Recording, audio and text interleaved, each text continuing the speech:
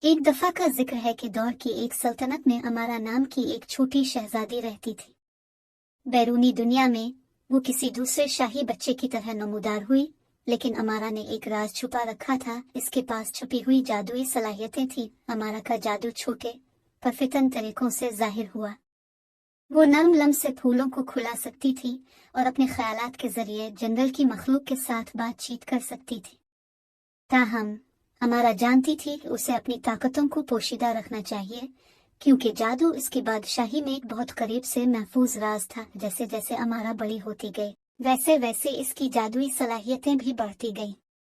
وہ محل کے چاندنی باغات میں اپنی صلاحیتوں کو نکھارتے ہوئے چھپ چھپ کر مشق کرتی تھی۔ آخرکار اس کی طاقتیں بھلائی کے لیے ایک طاقت بن گئیں۔ ضرورت کے وقت اس کی بادشاہی کی مدد کی۔ امارا کی کہانی نے سب کو سکھایا کہ حقیقی طاقت اکثر پوشیدہ، منفرد خصوصیات میں ہوتی ہے،